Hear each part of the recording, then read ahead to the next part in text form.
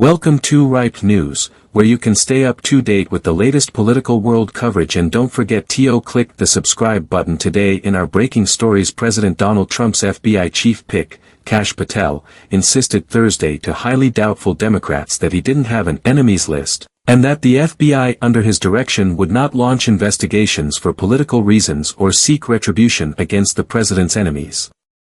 During a heated confirmation hearing before the Senate Judiciary Committee, where support for the nominee spanned sharply partisan divides, Patel declared, "I have no interest, no desire, and will not, if confirmed, go backwards.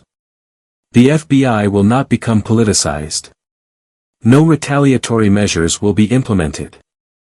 The reassurances were intended to deflect a relentless assault from Democrats, who during the hearing barraged Patel with a long list of previous inflammatory remarks on subjects they claimed rendered him unfit for the director's position and raised troubling doubts about his allegiance to the president and belief in conspiracies.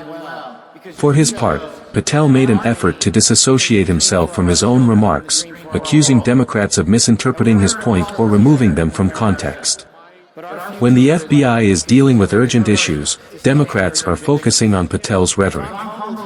The reassurances were intended to deflect a relentless assault from Democrats, who during the hearing barraged Patel with a long list of previous inflammatory remarks on subjects they claimed rendered him unsuited for the director's position and raised troubling doubts about his allegiance to the president and belief in conspiracies. For his part, Patel made an effort to disassociate himself from his own remarks, accusing Democrats of misinterpreting his point or removing them from context. Democrats focus on Patel's rhetoric during a time when the FBI is dealing with pressing national security issues like Chinese espionage and an increased threat of terrorism demonstrated how deeply they fear his remarks could portend destabilizing turmoil within the country's top federal law enforcement agency and align the bureau with a Trump White House. SEN stated, "There is an incomprehensible difference between what this nominee has done and said in real life when left to his own devices, and the seeming facade that is being built around him here today." Sheldon Whitehouse, a Democrat from Rhode Island. Sen, his co-worker. Later, Minnesotan Amy Klobuchar added, "It is his own words. There isn't a conspiracy.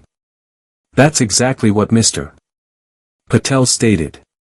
The Senate is controlled by Republicans, and GOP members have made it clear that they fully support Patel and are committed to seeing him confirmed despite an apparently united Democratic minority." Democrats questioned Patel harshly and frequently about his perception of the January rioters on June 6, 2021, at the U.S. Capitol.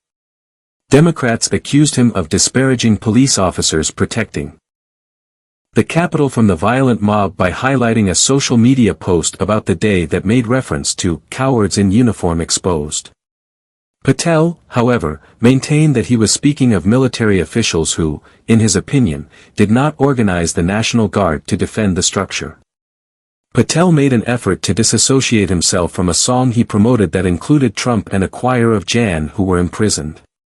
6 defendants to assist in raising funds for the families of the Capitol riot suspects.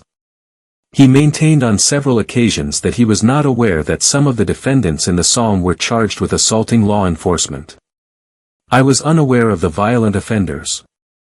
Furthermore, I refrained from taking part in any of the violence that occurred in and around January 6, Patel stated. During one heated exchange, Democratic Senator Patel was urged by Adam Schiff to face the Capitol police officers in the committee room. "Mr. Patel, you should tell them you're proud of what you did if you have the guts to do so.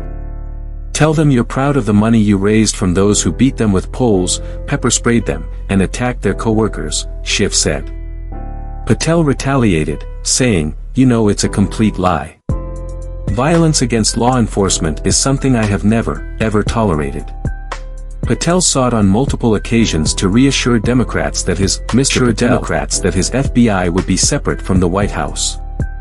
He would only concede that Joe Biden was sworn in as president, not that Trump had lost the 2020 election. Notably, however, he disapproved of Trump's broad pardon of supporters, including violent rioters, who were accused in relation to January 6. In response to a query from, Patel stated, "I do not agree with the commutation of any sentence of any individual who committed violence against law enforcement. The committee's top Democrat is Dick Durbin. Senator, the Republican chairman of the committee, Chuck Grassley, supported Patel as the ideal candidate to head the FBI, which he and other Republicans believe has been weaponized. The two federal investigations into Trump that led to indictments have infuriated Republicans, but the Bureau has also carried out politically delicate investigations into Democrats, such as Biden and his son Hunter. The public's lack of trust in an institution that has been beset by abuse, a lack of transparency, and the weaponization of law enforcement is not surprising, Grassley stated. Later, he said, "Mr. If you are confirmed, Patel, you will lead an FBI that is experiencing a crisis.